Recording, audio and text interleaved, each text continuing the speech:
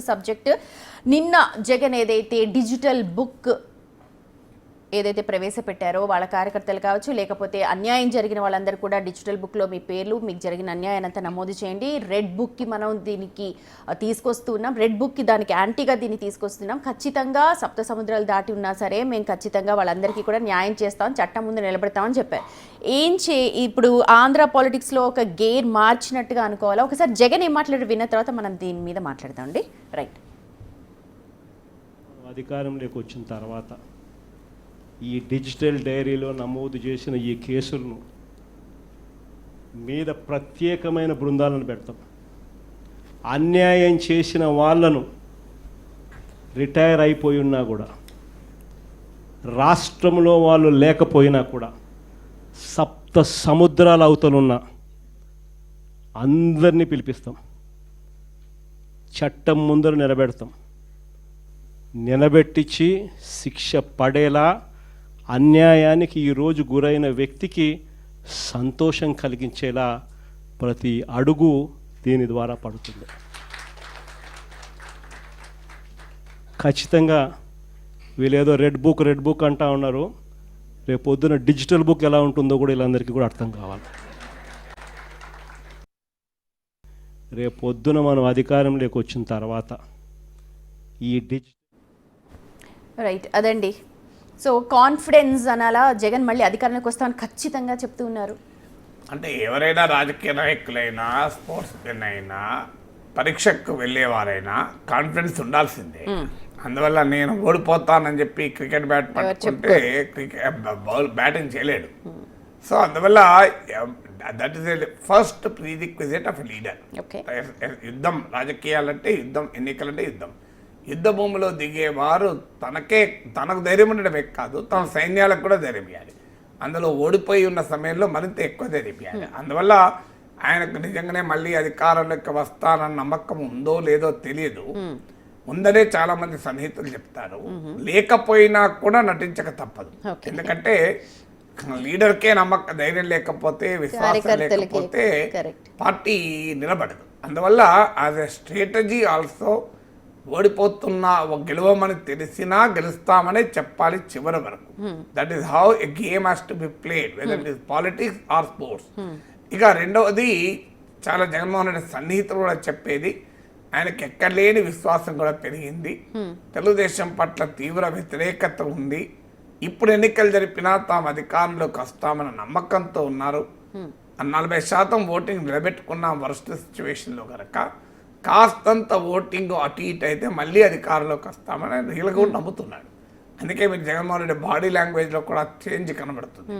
First ఓడిపోయిన తర్వాత పెట్టిన ప్రెస్ కాన్ఫరెన్స్ బాడీ లాంగ్వేజ్కు ఈ బాడీ లాంగ్వేజ్కు చూస్తే ఆయన నమ్ముతున్నాడు. అది నిజమాబద్ధమా తర్వాత ఆయన నమ్ముతున్నాడు. సో అది రెండవ అంశం. మూడవది, అధికారంలోకి వస్తాము అనేటువంటి భావన లేకుండా పనిచేయలేరు కూడా రాజకీయ నాయకుడు. చాలా మందికి పొలిటీషియన్ లైఫ్ అంటే చాలా ఈజీ అనుకుంటారు. కానీ నేను సన్నిహితంగా రాజకీయ నాయకుల జీవితాలు చూస్తున్నాను కనుక బహుశా సమాజంలో ఇతర ప్రొఫెషన్ల కన్నా కూడా మోస్ట్ డిమాండింగ్ జాబ్ అది, మోస్ట్ ప్రెస్టింగ్. చాలా ఎక్కువ ఒత్తిడి ఉంటుంది రాజకీయ నాయకుల పైన. అందువల్ల వాళ్ళ సంపాదన ఉండొచ్చు, ఏవైనా ఉండవచ్చు అక్రమాలు చేసినప్పుడు. కానీ పొలిటీషియన్ జాబ్ ఇది వెరీ వెరీ డిఫికల్ట్ జాబ్. అందువల్ల అది ఏ రాజకీయ నాయకుడికైనా అందువల్ల తీవ్రమైన ఒత్తిడిలో పనిచేయాల్సి ఉంటుంది. ఆ తీవ్రమైన ఒత్తిడిలో ఎప్పుడు పనిచేస్తారు? మళ్ళీ అధికారం వస్తుందనే నమ్మకం ఉంటేనే పనిచేయగలుగుతారు. మీరు చూడండి, చిన్నప్పుడు మేము మా ఊరికి ఎడ్ల బండి మీద వెళ్ళేవాళ్ళం. పోయేటప్పుడు టౌన్కి, పట్టణానికి మందమరి దగ్గర 6 కిలోమీటర్లు మా ఊరు నుంచి మందమరి వచ్చేటప్పుడేమో ఎడ్లు చాలా కష్టంగా ఈడ్చుకుంటూ వెళ్ళేవి. రిటర్న్లో మాత్రం అలసిపోయి ఉన్నా కూడా భయంకరమైన దూకుడు మీద లేదు ఇంటికి. అలా మనిషికి కూడా ఏంటంటే అధికారం అనేది ఇల్లు లాంటిది. వాళ్ళ ఇంటి వైపు అధికారం వైపు పోతున్నామంటే వేగంగా ప్రయాణం చేస్తారు. సో అందువల్ల సైకాలజీ రీత్యా కూడా leader cannot work without that hope. ఇక ఆ హోప్. నాలుగవది ఏంటంటే నాయకుడి చుట్టూ మంది మాగదులు జమవుతారు. అది ఏ నాయకుడైనా అదే వ్యవహారం. అందుకే నాయకులు ఓడిపోతుంటారు. చుట్టూ నాయకుల యొక్క స్వభావం కూడా ఎలా ఉంటుందంటే తమకు రుచించేదే ఇతరులు చెప్తే వింటారు. రుచించింది చెప్పలేదనుకోండి, తెల్లవారు వాడితో మాట్లాడాడు. ఇక ఆ కౌటిల్యుడు అంటాడు అర్థశాస్త్రంలో, ఏ రాజు అయితే చుట్టూ విమర్శకులను పెట్టుకుని ఉంటారో ఆ రాజు సక్సెస్ఫుల్గా రాజ్యం వెళ్తాడు అంటాడు. కానీ మన ఆధునిక ప్రజాస్వామిక రాజులు ఇది పూర్తి విరుద్ధం. పొరపాటున కూడా విమర్శకులను దగ్గరకు రానియరు. అందులో ప్రాంతీయ పార్టీల నేతలైతే తాము దైవ సమానులుగా తమ కార్యకర్తలు భావిస్తారు. తమకు తెలియని ఏమీ లేదని. అందువల్ల నిరంతరం వాళ్ళు కోరుకునేది ఏంటంటే అసలు ఏం సార్ మీ పలుకుబడి, అసలు ఏం సార్ మీ పలుకుబడి అని. సో అందువల్ల ఈ నాయకులకి అందరికీ ఉండే క్యారెక్టర్ అది. అందువల్ల వాళ్ళు గెలుస్తామని చివరి వరకు నమ్ముతూ ఉంటారు. అందుకే మీకు 2019లో ఓడిపోయాక చంద్రబాబు నాయుడు అంత తప్పు చేశానా, ప్రజలు అంత కష్టపెట్టుకున్నానా, నాకు 23 సీట్లు ఇచ్చారు, నేను ఎట్లా ఓడిపోయాను అనేవాడు. జగన్మోహన్ రెడ్డి సరిగ్గా ఓడిపోయినాక అదే చెప్తున్నాడు కదా, ఎలా నాకేమో ఏదో జరిగింది కానీ ఏం జరిగిందో ఎవిడెన్స్ లేదు. అసలు ఇప్పటికీ రిజల్ట్ అంగీకరించలేదు. వీళ్ళు డొనాల్డ్ ట్రంప్ 2020లో ఎందుకు ఓడిపోయాదని అంటాడు ఇప్పటికీ. అందువల్ల politician will never understand their mistakes. అందువల్ల వాళ్ళ తప్పులు అనుకోరు, ఎదురువాడు తప్పులు అనుకుంటారు. లేకపోతే మమ్మల్ని ఎన్నుకోకుండా ప్రజలు తప్పు చేశారు. సో అందువల్ల even today Jaganmohan Reddy cannot digest this defeat. So అందువల్ల కూడా తాను మళ్ళీ అధికారంలోకి వస్తాను అనే ఒక విశ్వాసం కూడా ఆయనలో ఉండటానికి కారణం అది. అందువల్ల కారణాలు ఏదైనా ఆత్మవిశ్వాసం ఉంటే నష్టం లేదు, ఎక్కువ ఓవర్గా ఉంటేనే ప్రమాదం. ఓకే, అదే ఓవర్ కాన్ఫిడెన్స్ చూద్దాం. అయితే దీని మీద సీఎం చంద్రబాబు నాయుడు కూడా మాట్లాడారండి, అది ఒకసారి ఏంటో విందాం. దేవినేని ఉమాపైన 27 కేసులు, ఆంజనేయులపైన 16 కేసులు, అయ్యన్న పత్రం పైన 14 కేసులు, బీటెక్ రవి కొన్ని చెప్పుకోలేకపోయారు 14 కేసులు, కోన రవికుమార్ పైన 15 కేసులు, కాలువ శ్రీనివాసుల పైన 14 కేసులు, జేసీ ప్రభాకర్ని 45 సార్లు అరెస్ట్ చేశారు, చింతని ప్రభాకర్ని 15 సార్లు అరెస్ట్ చేశారు, అచ్చెన్నాయుడిని అరెస్ట్ చేశారు, కొల్లు రవీంద్ర, బీసీ జనార్దన్ రెడ్డి, ఉమా, ధూళిపాళ అందరినీ.